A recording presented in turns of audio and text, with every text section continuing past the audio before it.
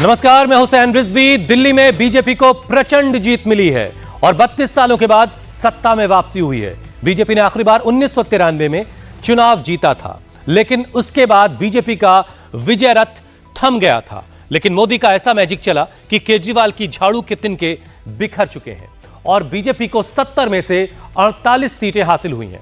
अब सीएम को लेकर माथापच्ची चल रही है। दिल्ली का मुख्यमंत्री कौन बनेगा? प्रवेश वर्मा को कमान मिलेगी या हर बार की तरह नरेंद्र मोदी कोई सरप्राइज देंगे? लेकिन मुख्यमंत्री को लेकर आज दिल्ली में सियासी हलचल खूब है। गृहमंत्री अमित शाह के घर पर बीजेपी की बैठक हुई। बैठक में बीजेपी के राष्ट्रीय अध्यक्ष जेपी नड्डा मौजूद रहे। कहा जा रहा है कि बैठक में मुख्यमंत्री के नाम और रिजल्ट के बाद के हालात पर चर्चा की गई। इस बीच अमित शाह ने मुस्लिम बाहुल मुस्तफाबाद सीट पर जीत का पताका फहराने वाले मोहन सिंह बिष्ट से भी मुलाकात की। दूसरी तरफ दिल्ली बीजेपी के प्रदेश अध्यक्ष वीरेंद्र सचदेवा ने आज शाम 5 बजे बीजेपी विधायकों की बैठक बुलवाई है। यह बैठक लोकसभा वाइज होगी। वहीं नई दिल्ली सीट से केजरीवाल को हराने वाले प्रवेश वर्मा भी एलजी वीके सक्सेना से मिलने पहुंचे। उनके अलावा बिजवासन सीट से जीतने वाले कैलाश गहलोत भी राजनिवास पहुंचे।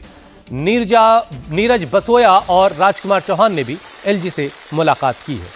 वहीं बीजेपी अगले मुख्यमंत्री का नाम फाइनल करने के लिए अमित शाह के घर पर बैठक की बीजेपी के नेताओं ने, जिसमें बीजेपी अध्यक्ष जेपी नड्डा, दिल्ली बीजेपी के प्रभारी बैजयंत पांडा समेत कई बड़े नेता मौजूद रहे। दरअसल पीएम मोदी फ्रांस और अमेरिका के दौरे पर जा रहे हैं। ऐसे में माना यह जा रहा है कि दिल्ली के सीएम का दिल्ली में मुख्यमंत्री का जो शपथ ग्रहण समारोह है उनके लौटने के बाद ही होगा। तो फिलहाल दिल्ली में सीएम कौन होगा, इस बात को लेकर के मंथन का दौर बीजेपी के अंदर चल रहा है।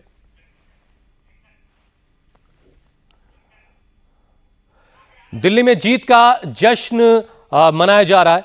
लोग एक दूसरे को मिठाइयां खिला रहे हैं। प्रवेश वर्मा ने भी लोगों को मिठाइयां बांटी हैं। एक तरह से दिल्ली में मुख्यमंत्री को लेकर के महामंथन भी चल रहा है। दूसरी तरफ बीजेपी का जश्न भी जारी है। मिठाइयां बांटी जा रही हैं। नई दिल्ली सीट से केजरीवाल को हराने वाले प्रवेश वर्मा सीएम पद के सबसे बड़े दावेदार इस वक्त माने जा रहे हैं और अपनी जीत का वो खुलकर जश्न भी मना रहे हैं। आज वो दिल्ली के मुंडका इलाके में पहुंचे और जो कभी उनके पिता की कर्म भूमि रही, उनका पैतृक गांव भी यही है। प्रवेश वर्मा ने सड़क पर खड़े होकर के लोगों को मिठाइयां बांटी, गाड़ियां रोक करके लोगों को मिठाइयां खिलाई, क्योंकि 32 साल बाद दिल्ली में बीजेपी की वापसी हुई है। उनके पिता साहब सिंह वर्मा मुख्यमंत्री रहे हैं दिल्ली के। प्रवेश वर्मा आज दिल्ली के कई अलग अलग इलाकों में पहुंचे, बीजेपी कैंडिडेट की जीत पर लोगों को बधाई दी और लोगों का शुक्रिया अदा किया। और आपके चेहरे पर और दिल में जो आज खुशी मैं देख रहा हूं, ये केवल मेरी जीत नहीं है, ये आप सभी की जीत है। ये केवल मनोज शोकीन जी की जीत नहीं है, ये सारी दिल्ली की जीत है। क्योंकि इतने लंबे समय से चाहे दिल्ली देहात हो, चाहे सारी कॉलोनियां हो, चाहे पूरी दिल्ली हो, सबकी ये मांग थी कि एक अच्छी सरकार आए। 10 साल से जो सरकार देश में सेवा कर रही है प्रधानमंत्री मोदी जी के नेतृत्व में, उन्हीं के विजन को लेकर दिल्ली में उन्हीं के सहयोग से दिल्ली में भी सरकार बने, ताकि दोनों सरकारें अच्छा काम करें, कोई राजनीति ना हो, कोई झगड़ा ना हो। और कल सारे दिल्ली वासियों ने, और खास तौर पर मैं कहूंगा जो मेरे पिताजी की पुरानी एमपी सीट थी, जिसको हम भारी दिल्ली के रूप में जानते हैं, भारी दिल्ली की सारी सीटें भारतीय जनता पार्टी को जिताकर दिल्ली वासियों ने जो कमल खिलाया है। जैसे मनोज भाई कह रहे थे कि 1993 की याद आ गई कि ये कल का दिन दिल्ली के इतिहास में स्वर्णिम अक्षरों से लिखा जाएगा। तो ऑटो वालों को रोक करके, गाड़ियों से जो जा रहे थे उनको रोक करके और गली गली जाकर लोगों का शुक्रिया भी अदा किया। बहरहाल 11 साल तक दिल्ली की सत्ता में रहने के बाद आम आदमी पार्टी की सत्ता से विदाई हो चुकी है। दिल्ली विधानसभा चुनाव में हार के बाद मौजूदा मुख्यमंत्री आतिशी ने अपने पद से इस्तीफा भी दे दिया है। वो आज राजभवन पहुंची और एलजी विनय सक्सेना से मुलाकात की और अपना इस्तीफा सौंप दिया, जिसके बाद एलजी ने 7वीं दिल्ली विधानसभा को भंग करने की अधिसूचना जारी कर दी। लेकिन दिल्ली का अगला मुख्यमंत्री कौन होगा, यह सवाल हर तरफ लोगों के जहन में है। इसके लिए माथापच्ची भी जारी है। दिल्ली के मुख्यमंत्री के कई दावेदार हैं, उसमें एक नाम मनजिंदर सिंह सिरसा का भी है। थोड़ी देर पहले मैंने मनजिंदर सिंह सिरसा से इसको लेकर बात की थी। सुनिए उन्होंने क्या कुछ कहा है। राजौरी गार्डन से शानदार जीत हासिल की है मनजिंदर सिंह सिरसा साहब ने। 64,132 वोट हासिल किए और सिटिंग एमएलए जो थी धनवती चंदेला, उनको हराया करीब 18,190 वोटों से। मनजिंदर सिंह सिरसा साहब इस वक्त सीधे हमारे साथ जुड़ चुके हैं। सिरसा साहब, बहुत बहुत स्वागत है आपका। सबसे पहले तो बहुत सारी शुभकामनाएं, मुबारकबाद, आपने शानदार जीत हासिल की है राजौरी गार्डन से। और सबसे पहले जरा मुझे इस बात का जवाब सिरसा साहब आपसे चाहिए। एक आम सा परसेप्शन है, एक आम धारणा है कि अल्पसंख्यकों का वोट बीजेपी को नहीं जाता है, तो आपने ऐसा क्या करिश्मा किया राजौरी गार्डन में कि वहां आपको सिखों का वोट भी हासिल हुआ और आपने शानदार जीत वहां से दर्ज की? देखिए, पहले मैं आपको एक बात बताऊं इससे पहले रिजवी साहब, मैं जी आप ये जानकर हैरान भी होंगे, मैं वैसे तो बतौर दिल्ली का रहने वाला ही नहीं हूं, मैं सिरसा का रहने वाला हूं। मेरे नाम के पीछे इसीलिए मनजिंदर सिंह सिरसा है। लेकिन हमारी खूबी यह है कि हमने अपने नाम को नहीं बदला राजनीति में आके। हमने कहा अगर सिरसा का रहने वाले तो सिरसा ही रहेगा, लोग हमें पसंद करेंगे तो ऐसे ही पसंद करेंगे ना। तो हमने अपने झूठे कपड़े पहने, खुले कपड़े पहन लो, चुनाव आ गया तो जैसे हम 365 दिन रहते हैं उसी तरह रहते हैं, वही नाम रखा। और फिर अगली बात आप सुनकर हैरान होंगे कि मैं राजौरी गार्डन विधानसभा में रहता भी नहीं हूं, मैं रहता भी विधानसभा से बाहर हूं, पंजाबी बाग में रहता हूं। लेकिन मेरा प्यार और स्नेह मेरी कम्युनिटी के साथ इतना है, जब आप मेरा आंकड़ा उठाकर देखेंगे तो जब 750 वोट मुझे मिली, वहां उस बूथ पे 70 वोट मेरे सामने वाले आम आदमी पार्टी कैंडिडेट को मिली। अगर 550 मुझे मिली तो उसको 120 मिली। अगर मुझे 650 मिली तो उसको 40 या 50 मिली। मैंने अपनी ज़िंदगी का आधा समय जो है अपने देश के लिए और अपनी कम्युनिटी के लिए लगाया है। मुझे इस बात का फ़ख्र है कि मैं एक देशभक्त इंसान हूँ। मैं सबसे पहले अपना तिरंगा उठाकर चलता हूँ। मुझे इस बात का फ़ख्र है उस झंडे के लिए जिसके लिए मेरे बुजुर्गों ने बहुत शहादतें दी, और वो झंडा जिस तिरंगे के अंदर मेरा केसरी निशान है, इसलिए मुझे उसका फ़ख्र है। और फिर मुझे फ़ख्र है कि मैं एक सिख हूँ और मेरा सिख देशभक्त सिख हूँ। मेरा सिख ऐसा सिख हूँ, मेरे को अपने मन में इस बात का फ़ख्र है कि मैं एक सेवा करने वाला, जिसने अपनी ज़िंदगी को अपनी कम्युनिटी के लिए हमेशा तहरीर दी, पहल दी। और मुझे इस बात का उससे ज़्यादा फ़ख्र है कि जब मैं इस बार देश के प्रधानमंत्री जी का नाम लेके चुनाव में अपनी कम्युनिटी के पास गया और उनको बताया कि देखिए हमारे प्रधानमंत्री जी हमारे लिए अच्छा सोचते हैं, हम क्यों एक अच्छा प्लेटफॉर्म जो हमें सरकार देना चाहती है उसको ठुकराते हैं, उससे दूर जाते हैं, हम कन्फ्रंटेशन में आना चाहते हैं, इसका कारण क्या है? मैंने जब उनसे 3 सवाल पूछता था, उनका जवाब नहीं था। वो कहते थे ये बात आपने सही कही है सिरसा जी, हमें सोचना पड़ेगा। मैं कहता था बताइए आज तक देश में कोई ऐसा आया जिसने सोचा हो कि गुरु तेग बहादुर जी का प्रकाश पुर्व वहीं मनाना चाहिए जहां से उनकी शहादत का फरमान हो, तो उस लाल किले पे जहां केवल और केवल झंडा फहराया जाता हो, और उस लाल किले पे जाके देश के प्रधानमंत्री हमें ये महसूस कराएं, सम्मान महसूस कराएं कि गुरु तेग बहादुर जी का प्रकाश पुर्व यहीं मनाना चाहिए। फिर कभी किसी ने सोचा था? तो ये सारी बातें आपने लोगों के बीच रखी, गोविंद सिंह जी के साहिबजादे, और लोगों ने सुनी और मानी। ये करिश्मा आपने किया। लेकिन एक चीज और जरा समझाइए ना सिरसा साहब। देखिए सुनिए रिजवी जी, ये सुनिए जी प्लीज रिजवी जी, आपको भी खुशी होगी यार, साहिबजादों का नाम पूरी दुनिया के अंदर तो है, लेकिन लोग जानते नहीं थे। ये देश के प्रधानमंत्री जी ने किया कि दुनिया के अंदर एक राष्ट्रीय दिवस हमारे देश का मनाया जाता है साहिबजादों के नाम पे। ये सारी बातें जब हम अपनी कम्युनिटी से शेयर करते थे तो मानते थे कि बिल्कुल हमें आपका साथ देना चाहिए। और मैं ये मानता हूं कि कहीं भी चुनाव जाके लड़ूंगा, मेरी कम्युनिटी का इतना मेरे साथ प्यार है, कम से कम मेरी कम्युनिटी की वोट मुझे जरूर डल जाएगी, और कोई एक भी चाहे वोट ना डले, ये मुझे जरूर विश्वास है, कहीं भी चले जाऊं देश के कोने में। तो ये वाला जो विश्वास था जो राजौरी गार्डन में सिरसा साहब जिसने काम किया, इसके अलावा कई और सीटें हैं, जनकपुरी, मोती नगर, राजेंद्र नगर, ग्रेटर कैलाश, यहाँ भी सिख कम्युनिटी के अच्छे खासे वोट हैं। ये भरोसा क्या उन इलाकों में भी गया? आपने उन इलाकों में भी जाकर लोगों से मुलाकातें की, बीजेपी के लिए कैंपेन किया? बिल्कुल सर, बिल्कुल। हमारा भरोसा ना केवल पूरी दिल्ली में गया, दिल्ली के सिखों को ये समझ में आया कि हमारे साथ जब मोदी जी साथ देना चाहते तो हमें भी देना चाहिए। दिल्ली सिख गुरुद्वारा मैनेजमेंट कमेटी हमारी इलेक्टेड बॉडी है सिखों की, जो चुनाव जीत कर आती है।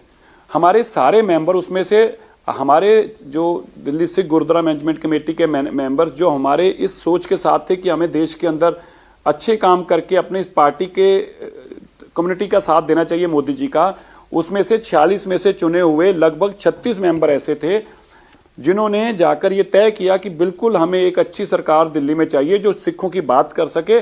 उसके लिए घर घर जाके प्रचार किया, पूरे दिल्ली की ऐसी विधानसभाओं के ऊपर प्रोग्राम किए गए। और मुझे इस बात की खुशी है कि दिल्ली के सिखों ने जो इस बार फैसला लिया है, उस फैसले से कल मैं आपको बताता हूं, कल प्रधानमंत्री जी मिले, जब कल का वाक्य सुनिए जी जी। जैसे प्रधानमंत्री जी मिले कल, तो प्रधानमंत्री ने क्या बोला, जैसे मुझे देखा, सिरसा वाहिगुरु जी का खालसा वाहिगुरु जी की फतेह। मैं कहा सर फतेह, कह रहे आप फतेह होगी। मैं कहा सर होनी थी, जब आपका इतना प्यार है कम्युनिटी के साथ तो कम्युनिटी भी आपको जरूर रेसिप्रोकली प्यार करेगी। तो हमें खुशी हुई कि पीएम अपने इतने मन में प्यार रखते हैं हमारे लिए। सिरसा साहब, एक बड़ी खास तस्वीर मैं आपको आपके साथ साथ एक विंडो में दिखा रहा हूं दर्शकों को, आपके तमाम चाहने वालों को। आप जब जीतने के बाद निकले एक गाड़ी पर सवार होकर के, बहुत सारे लोग आपसे मुलाकात कर रहे हैं, उनमें एक टोपी लगाए हुए, एक दाढ़ी के साथ, टोपी के साथ एक मुसलमान शख्स भी आपसे आकर मुलाकात करते हैं और आप बड़े खुशी से उनसे भी मुलाकात करते हैं। तो राजौरी गार्डन के मुसलमानों का साथ भी आपको मिला कि कई लोग उसमें नजर आ रहे तस्वीरों में? तो ऐसा सभी बूथों पे नहीं मिला, लेकिन कई बूथों पे उन्होंने बहुत सपोर्ट किया। मतलब ऐसा था, एरिया वाइज था। जैसे कुछ लोगों का मन था कि नहीं हमें तो नहीं डालनी वोट, लेकिन कुछ का मेरे पास चल के आए, उन्होंने बकायदा, मेरे पास सैकड़ों वीडियो हैं उनकी, उन्होंने अपने खुद घर घर जाके प्रचार किया कि जब सिरसा यहाँ पे आता है शांति अमन लेके आता है और उसके साथ साथ हमारे घरों के काम करवाता है। तो मैं इस बात पे बड़ा खुश हुआ। मैंने इनको कहा कि यार मुझे वोट नहीं भी डालेंगे ना, मुझे इस बात की खुशी होगी कि तुम खड़े होकर सड़कों मेरे लिए प्रचार कर रहे हो, तुमने घर घर जाके वीडियो भेजी मुझे, उन्होंने मुझे वीडियो भेजी, मैं आपसे शेयर भी करूंगा। और फिर उन्होंने वॉइस मैसेज इतने भेजे, लोगों से जो बातचीत की उसकी रिकॉर्डिंग भेजी कि देखिए हम तो एक ही बात कह रहे हैं कि जब वो हमें फर्क नहीं समझता, हम सिरसा में क्यों फर्क समझें? जब मोदी जी हमें सब कुछ देते हैं तो बांट कर नहीं देते, तो फिर हम क्यों फर्क समझें? और मुझे इस बात की खुशी हुई, इस बार पहली बार ऐसा हुआ कि मुझे लगभग 30 से 32% उन बूथों पे वोट मिली जहां पे मुझे 2 या 3 या 6 वोटें मिलती थी। सिरसा साहब, देखिए अब आपके जरिए एक चीज और देखी जा रही है और अगला जो टारगेट है वो फिक्स किया जा रहा है पंजाब का, जहां बीजेपी को लोगों का भरोसा जीतना है। तो क्या उसमें एक अहम कड़ी जो है वो सिरसा साहब हो सकते हैं या होने वाले हैं? नहीं, मैं 1 दिसंबर 2021 आया हूं, मैं तभी से काम कर रहा हूं। कोई मेरे को नया काम नहीं करना कि अभी एमएलए बन गया हूं तो मुझे नया काम करना है। मैं लगातार पूरे देश में गया हूं। आपने कुछ सुन के हैरान होंगे, मैं अब तक पूरे देश के अंदर कम से कम 400 ऐसे प्रोग्राम कर चुका हूं, पूरे देश में घूमकर, जहां पे हजारों की तादादों मैंने सिखों को इकट्ठा करके उनको समझाया और उन्होंने मेरी बात को माना। और मैं आपको बताऊं, इसमें लगभग 300 से जो ज्यादा प्रोग्राम गुरुद्वारों के अंदर हुए और गुरुद्वारों ने लोगों ने जयकारे करके कहा कि बिल्कुल ठीक कहा आपने, हमें इस कन्फ्रंटेशन से बाहर आकर हमें अपने परिवारों के साथ, जब मोदी जी हमारा साथ देना चाहते हैं तो हमें आगे बढ़ना चाहिए और अपने परिवार और अपने रिलीजन की बात को दुनिया तक पहुंचाना चाहिए। तो मुझे यकीन है कि ये काम जो मुझे मिला, मैं इसी तरह से इसको आगे भी ले जाता रहूंगा। सिरसा साहब, एक आखिरी बात, मुझे खबर है कि आपको कई और जगहों पे जाना है। एक आखिरी बात जो हर जगह आपसे पूछी जा रही होगी कि मुख्यमंत्री का चेहरा, नाम, कुछ आप अंदाजा लगा पा रहे हैं कौन लीड करेगा दिल्ली को? देखिए, ये तो कहना बिल्कुल गलत होगा, हमसे सवाल पूछना भी गलत होगा। ये तो पार्टी हाईकमांड तय करेगी। देश के प्रधानमंत्री जी, अमित शाह जी, गृह मंत्री जी, नड्डा जी, हमारे राष्ट्रीय अध्यक्ष साहब, हमारे दिल्ली के प्रभारी, ये लोग बैठकर तय करेंगे। उसमें बहुत सारी चीज़ें देखी जाएंगी और एमएलए के साथ भी बातचीत की जाएगी। तो ये एक ऐसी प्रक्रिया है कि जो हम और मैं उस लेवल का नेता नहीं हूँ कि जहाँ तय होता है, ये तो बहुत ऊपर वाले लेवल पे तय होना है। लेकिन पार्टी जिसको तय करके भेजेगी, हमें पता है कि वो बहुत सोच के गायन ये सोचेंगे कि दिल्ली को आगे कैसे लेके जाना है, दिल्ली के विजन को पूरा कैसे करना जो मोदी जी ने सोचा। तो उसमें बहुत सारे पैरामीटर्स तय किए जाएंगे। हमें जो सीएम का चेहरा मिलेगा वो बेस्ट ही मिलेगा। और सिरसा साहब, ये केजरीवाल और मनीष सिसोदिया, सौरभ भारद्वाज, इन सब लोगों का हर जाना, देखिए आप अपनी इंडिया टीवी की बाईटी पुरानी निकाल के देखेंगे तो मैं कहता था, जब कहता था तो आप लोग भी जरूर हंसते होंगे कि Arvind Kejriwal ex chief minister नहीं, एक्स एमएलए होने जा रहे हैं। मनीष सिसोदिया एक्स एमएलए होने जा रहे हैं। मेरी बाइट सुनिए। और मैं ये कहता था कि अतिशी फाइट में है, केवल अतिशी अभी फाइट में है, हमें उम्मीद है कि वो भी एक्स एमएलए हो जाएंगे, लेकिन अतिशी के अलावा ये दोनों फाइट में भी नहीं है। मैं बार बार यही बात कहता था। आज मेरी बात अगली लिख लीजिए। मनीष सिसोदिया, सतेंद्र जैन और अरविंद केजरीवाल, इनका पॉलिटिकल करियर खत्म हो चुका है, इनका कुछ नहीं रहा अब इस दुनिया में। ये केवल और केवल जितने घोटाले किए अब उसी की सजा भुगतेंगे। ये कोर्ट कचहरियों तक रहेंगे। अब ये कभी विधानसभा में नहीं आएंगे, या तो तिहाड़ जेल जाएंगे या तो कोर्ट कचहरियों में रह जाएंगे। मेरी बात सिर्फ आप इंडिविजुअली अरविंद केजरीवाल के लिए कह रहे हैं, मनीष सिसोदिया के लिए कह रहे हैं, या पूरी आम आदमी पार्टी खत्म हो रही है या हो जाएगी, उसका अस्तित्व अब खतरे में, ये कह रहे हैं? नहीं, आम आदमी पार्टी तो है ही नहीं ना। अरविंद केजरीवाल ही आम आदमी पार्टी और आम आदमी पार्टी अरविंद केजरीवाल है। सारे इनके एमएलए छोड़कर भाग जाएंगे, देख लेना सर। पंजाब में हुकूमत चला रहे हैं अभी तो। जो बंसीलाल जी की सरकार हरियाणा में जिस दिन गई थी, जो उनकी नहीं, वो भाग जाएंगे, वो नहीं रुकेंगे उनके साथ। अरविंद केजरीवाल की अकड़ इतनी है ना, उसकी अकड़ तो जाएगी नहीं, अभी भी एरोगेंस तो जाएगी नहीं। अब तब तो मजबूरी में सहनते थे, अब पंजाब के लोग हैं वो तो पीटने पे उतराते हैं 1 मिनट के अंदर। देखो पंजाब को आप अभी तक समझ नहीं पा रहे, पंजाब के लोग तो ऐसे हैं कि हाथों हाथ पीटने पे भी उतराते हैं, को परवाह नहीं करते किसी की भी। मेरी बात लिख लेना, आने वाले दिनों में अरविंद केजरीवाल जी का बहुत जल्दी एक सीन दिखाई देगा, जो मीटिंग ले रहे होंगे, अंदर झगड़ा होगा, बाद में वीडियो आएगी अरविंद केजरीवाल पिट गए अपने एमएलए के हाथों। ये होने वाला है, ये सच्चाई है। वो लोग नहीं बर्दाश्त करेंगे, उन्होंने बहुत टाइम बर्दाश्त कर लिया, बेइज्जती बर्दाश्त करी, किसी को गधा बोलते हैं, कैसी गंदी शब्दावली का इस्तेमाल करते हैं। ऐसे चुने हुए लोगों को या किसी पॉलिटिकल पार्टी के लीडर को ऐसी गंदी शब्दावली का इस्तेमाल नहीं करना चाहिए। गंदी शब्दावली का इस्तेमाल करते हैं अपने एमएलए के प्रति, वो नहीं सुनेंगे। अब वो सामान निकल गया अरविंद केजरीवाल जी का। एक बार फिर से बहुत शुक्रिया और बहुत सारी मुबारकबाद सिरसा साहब। आप लोगों ने बड़े उम्मीदों के साथ चुनाव लड़ा था और बहुत उम्मीदों के साथ जनता ने आप लोगों को चुना है। एक बेहतर दिल्ली का सपना दिल्ली वाले देख रहे हैं, हम भी उम्मीद करते हैं कि वो सपना उनका पूरा होगा। बहुत बहुत शुक्रिया हमारे साथ जुड़ने के लिए। तो मनजिंदर सिंह सिरसा को आपने सुना, उन्होंने बताया कि किस तरीके से उन्होंने जीत हासिल की। हालांकि मुख्यमंत्री पद को लेकर उन्होंने कहा कि ये फैसला टॉप की लीडरशिप करती है। ये भी सच है कि दावेदार जो है मुख्यमंत्री के पद के, उनमें एक नाम खुद उनका भी चल रहा है। बहरहाल एक नाम रोहिणी से तीसरी बार विधायक बने विजेंद्र गुप्ता का भी है। इस बार उन्होंने जीत की हैट्रिक लगाई है। वो पिछली विधानसभा में नेता प्रतिपक्ष भी रहे। मुख्यमंत्री पद की दावेदारी पर उन्होंने क्या कुछ कहा है, आपको सुनवाते हैं। राजधानी दिल्ली में आम आदमी पार्टी को शय और मात देने में एक अहम जिम्मेदारी निभाई विजेंद्र गुप्ता जी ने। रोहिणी से जीते हैं, 38,000 वोटों से आपने हराया है आम आदमी पार्टी के कैंडिडेट को। क्या रहा आपको लग रहा है कि, मैं आपसे पूरी दिल्ली की बात करूंगी, पूरी दिल्ली में जीत का कारण क्या रहा? पूरी दिल्ली में जीत का कारण रहा कि आम आदमी पार्टी एक्सपोज हो गई, क्योंकि झूठ और भ्रष्टाचार का जो एक प्रपंच था उसका पोल पट्टी खुल गई और लोगों ने देखा कि कथनी और करनी में अंतर है। हाथी के दांत खाने के और दिखाने के और, एक तरफ कट्टर ईमानदारी की बात करते रहे और कट्टर भ्रष्टाचारी निकले। और गाड़ी नहीं लूंगा, बंगला नहीं लूंगा और शीश महल बना दिया, वो भी 50,000 गज में। तो दिल्ली पूरी ठप हो गई। दिल्ली में ऐसा लगता था जैसे सरकार नाम की चीज नहीं है, अराजकता की स्थिति थी। और जब जब दिल्ली के लोगों को सरकार की जरूरत थी, सरकार भाग खड़ी होती थी और सिर्फ आरोप प्रत्यारोप करती थी। मुझे लगता है कि लोग त्रस्त थे और दूसरी तरफ मोदी जी का आशीर्वाद था। मोदी जी ने स्वयं जो है दिल्ली को एक डबल इंजन की सरकार देने की बात कही थी। मैं तो ये कहूंगा कि लोगों ने दिल्ली केजरीवाल जैसे एक व्यक्ति जो कि सिर्फ झूठ और भ्रष्टाचार की राजनीति कर रहे थे, उनके हाथों से निकालकर मोदी जी के हाथों में सौंप दी है। आप दिल्ली में पानी की जो समस्या है, हवा की समस्या, यमुना की समस्या है, वो दूर होगी? डेफिनेटली। देखिए, ये सरकार जो है ये गवर्नेंस पे आधारित सरकार होगी, ये परफॉर्मेंस पे आधारित सरकार होगी। ये लोगों की वो तमाम छोटी छोटी समस्याएं, लेकिन जो बड़ा असर करती है, सीवर जो है वो, अगर मिनिमम रिक्वायरमेंट आप देखिए, लोग क्या कह क्या रहे हैं, मुझे साफ पानी तो दे दीजिए पीने का, मुझे सीवर व्यवस्था तो, चरमराई हुई सीवर व्यवस्था तो ठीक कर दीजिए। वाटर लॉगिंग होती है, बारिश हुई थी, 39 लोग मर गए। क्या ये लोगों की मांग नाजायज है? आप बताइए कि लोग एक बेसिक है, अगर टूटी हुई सड़कें हैं, लोग इतना ही तो कह रहे हैं सड़कें तो बना दीजिए। कौन सा अपराध किया था लोगों ने? 10 साल दिए थे आपको। अभी तक आपको एलओपी की भूमिका में देखा था, अब क्या लोग उम्मीद करें? रोहिणी के लोग क्या उम्मीद करें? दिल्ली के लोग क्या उम्मीद करें? क्या सीएम पद के दावेदार आप हैं? नहीं, हमारे यहाँ दावेदार तो कोई भी नहीं है, ना कोई उम्मीदवार है ना कोई दावेदार है। पार्टी की हाईकमांड पर सबको पूरा विश्वास है।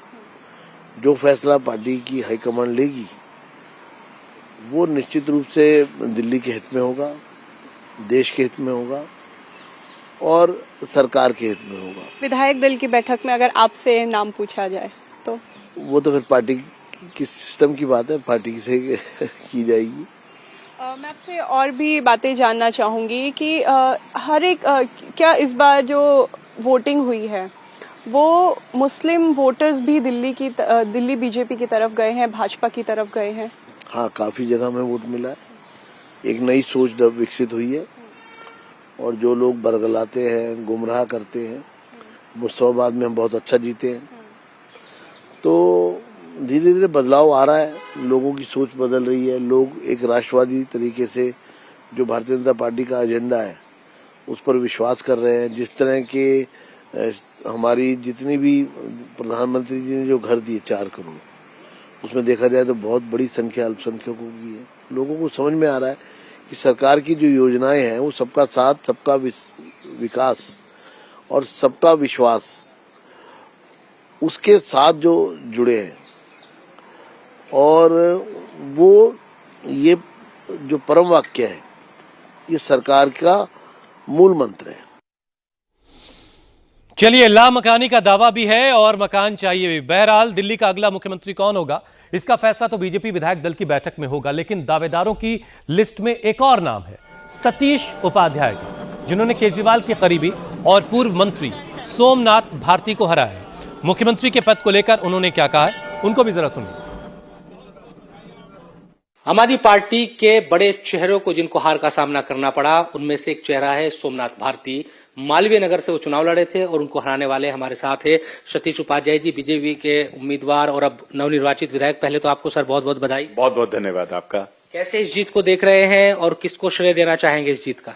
देखिए, ये श्रेय तो पूरी तरह से मैं देना चाहता हूं देश के प्रधानमंत्री माननीय मोदी जी की जो गारंटी है, उनका जो विश्वास है, देश में जिस प्रकार से उन्होंने परिवर्तन किया है, देश की जन अपेक्षाओं को उन्होंने पूरा किया है, एक सुशासन पूरे देश में दिया है, अन्य राज्यों में दिया है, तो लोगों को उनकी गारंटी पर विश्वास है। और हमारे पार्टी का शीर्ष नेतृत्व जो लगातार इस आम आदमी पार्टी के बारे में हमको निर्देश करता रहा, उनकी गाइडेंस हमको मिलती रही। इनका जो झूठ था, इनकी जो बेईमानी थी, इनकी जो बैड गवर्नेंस थी, इनकी जो महिला विरोधी नीति थी, इनकी जो युवा विरोधी नीति थी, इनकी जो देश विरोधी नीति थी, इन सबको हमने उजागर किया। और मैं मानता हूं कि दिल्ली के लोगों को उन पर, इन बातों पर, भारतीय जनता पार्टी पर विश्वास किया और उस विश्वास के कारण ही आज इतने बड़े जो कमल खिले हैं भारतीय जनता पार्टी की सरकार जो बनने जा रही है, ये इसका सबसे बड़ा कारण है। सतीश जी, कुछ लोग ये भी सवाल करेंगे, भाई 15 में 20 में भी प्रधानमंत्री का चेहरा था, इस बार अलग क्या हुआ कि दिल्ली की जनता ने आप लोगों को चुना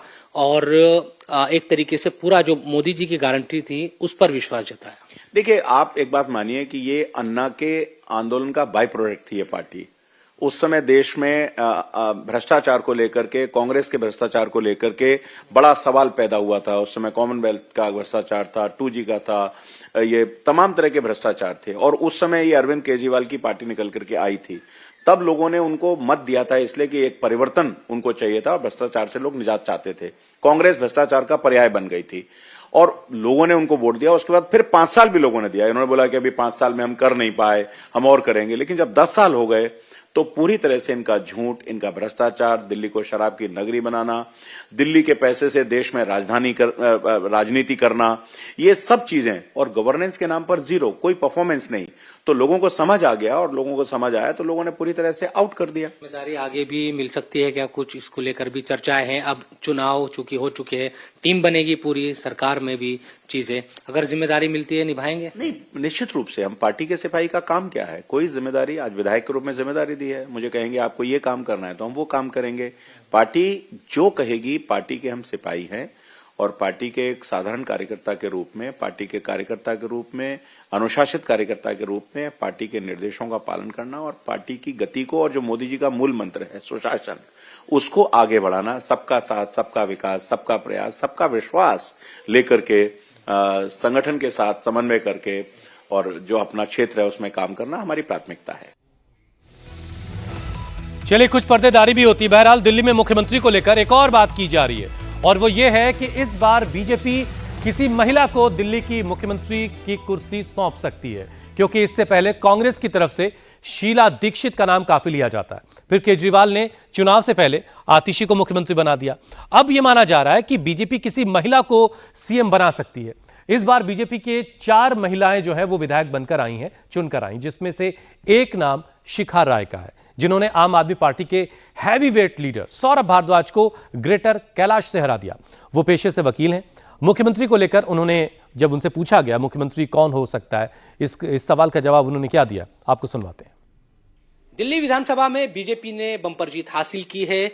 इस जीत में ग्रेटर कैलाश सीट का जिक्र करना बहुत जरूरी हो जाता है, क्योंकि यहां से दिल्ली सरकार के मंत्री थे सौरभ भारद्वाज, दिल्ली सरकार में वो चुनाव हार गए हैं। हालांकि उनको लेकर कई लोग जो राजनीतिक विशेषज्ञ हैं वो ये कह रहे थे कि वो चुनाव नहीं हारेंगे, तमाम बातें उनकी तरफ से कही जा रही थी। लेकिन उनको जो चुनाव हराया है, शिखा रॉय जी हमारे साथ इस वक्त मौजूद है। बीजेपी की टिकट पर जहां पर जीत हासिल की है, 3188 वोटों से शिखा जी ने सौरभ भारद्वाज को चुनाव हराया। पहले तो बहुत बहुत आपको बधाई मैम।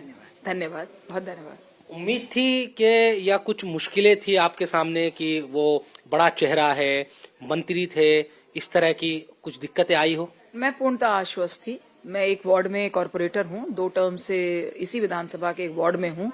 मैं जानती हूँ कि नीचे लोगों को क्या दिक्कतें थी, और वो सारी दिक्कतें वो थी जो एक एमएलए की जुरिस्डिक्शन में आती हैं। सीवेज, पानी, पीडब्ल्यूडी की रोड्स, नाले, फ्लडिंग, वो सब इशू ये ग्रेटर कैलाश की जनता भी भुगत रही थी। इसलिए इस बात से आश्वस्त थी, क्योंकि लोगों ने स्वयं मुझसे ये कहा था कि इस बार वो बदलाव करके रहेंगे। और ये जो विधायक थे यहाँ से, उनके बारे में एक परसेप्शन उन्होंने खुद ही क्रिएट किया हुआ था कि बहुत बड़े हैं, बहुत पकड़ है, बहुत, लेकिन अंततः जनता काम चाहती है और इसलिए उन्होंने इस बार विकास को पसंद किया। 49,000 से ज्यादा आपको वोट मिले, 43,000 के करीब सौरभ भारद्वाज को। कांग्रेस के जो कैंडिडेट हैं उनको करीब 6,000 से ज्यादा वोट मिले। तो कांग्रेस का भी एक रोल रहा है कि आप मान लें कि, या फिर अगर कांग्रेस के कैंडिडेट ना लड़ते यहाँ से चुनाव तो चीजें भी अलग हो सकती थी। देखिए, कांग्रेस का अच्छा चुनाव लड़े हैं वो जो यहाँ से कैंडिडेट गर्वित हैं, और उनका अपना भी एक कार्डर वोट रहता ही है, वो उनको मिला है। हालांकि मैं तो और भी ज्यादा उम्मीद कर रही थी कि शायद वो जो है करेंगे, लेकिन ठीक बात है जितना भी ये रहा हो। लेकिन मैं फिर भी आपसे ये कहती हूँ कि जनता इस बार जो हमारे साथ पूरे मन से तैयार थी कि वो बदलाव करके रहेगी, तो वो होना ही था। दिल्ली चुनाव में बीजेपी के जिन बड़े नेताओं ने जीत हासिल की है, उनमें एक चर्चित नाम जो है कपिल मिश्रा का भी है। कपिल मिश्रा जो कभी केजरीवाल के बहुत करीबी थे, फिर उन्होंने केजरीवाल का साथ छोड़ा, कैबिनेट मंत्री रहे, लेकिन बाद में वो आम आदमी पार्टी छोड़कर बीजेपी में शामिल हो गए और तब से वो केजरीवाल के खिलाफ एक तरह से मोर्चा उन्होंने खोल रखा है। और इस बार बीजेपी ने अपने एक सिटिंग एमएलए का टिकट काटा और कपिल मिश्रा को वहां से करावल नगर से टिकट दिया और उन्होंने भी जीत हासिल की है। और माना यह भी जा रहा है कि दिल्ली सरकार में उन्हें कोई बड़ा पद भी हासिल हो सकता है। भाजपा के कपिल मिश्रा विधायक बन चुके हैं और जश्न यहाँ पर चल रहा है। जश्न का माहौल बना हुआ है और एक काफी बड़े मार्जिन से भी आम आदमी पार्टी के प्रत्याशी को हराया है। हमारे साथ इस समय कपिल मिश्रा जी जुड़े हुए हैं, उनसे ही बात करते हैं। सर, किसको श्रेय देना चाहेंगे जीत का? मोदी जी। मोदी जी के मॉडल, मोदी जी की गारंटी पे दिल्ली की जनता ने भरोसा किया है। और जिस दिन मोदी जी ने ये बात कही दिल्ली के लोगों से कि एक बार मोदी जी को भी दिल्ली की सेवा करने का अवसर दीजिए, उसी दिन से जमीन पर दिल्ली का चुनाव पलट गया। ये हमने अपनी आंखों से देखा है। 2020 में चुनाव तो थे, तब भी पीएम मोदी जी ही थे, क्या अलग? केजरीवाल के झूठ की और लूट की पोल दिल्ली की जनता के सामने खुल गई। उनका भ्रष्टाचार दिल्ली की जनता ने देख लिया और राजनीति में इतनी गंदगी अरविंद केजरीवाल के गैंग ने की थी कि जनता ने संकल्प लेके उनको इस बार उनका सूपड़ा साफ कर दिया है। पूर्वांचलियों का भी एक बड़ा रोल है, खास करके अगर आपकी सीट से बात करी जाए तो कैसे आपने संपर्क किया, पूर्वांचलियों के पास कैसे गए, किस तरह से माइक्रो मैनेज सभी लोगों को किया? नहीं, सबका रोल है डेफिनेटली। छठ मैया की पूजा पे बैन लगाया था अरविंद केजरीवाल ने और उसके कारण एक गुस्सा था लोगों में, वो भी। और पूर्वांचली समाज, उत्तरांचली समाज, गुज्जर समाज, जाट समाज, त्यागी समाज, आगरा वासी, दलित समाज, मुस्लिम समाज, सब जगह से भारतीय जनता पार्टी को बहुत अच्छा वोट मिला है। सिख समाज, हमारे सारे सिख कैंडिडेट चुनाव जीत के आ रहे हैं। बहुत शानदार जनादेश है ये। जनादेश विकास के लिए है, अच्छी सड़कों के लिए है, साफ पानी के लिए है, निर्मल यमुना के लिए है और इसीलिए ये जो जनादेश है ये दिल्ली की जनता ने दिया है।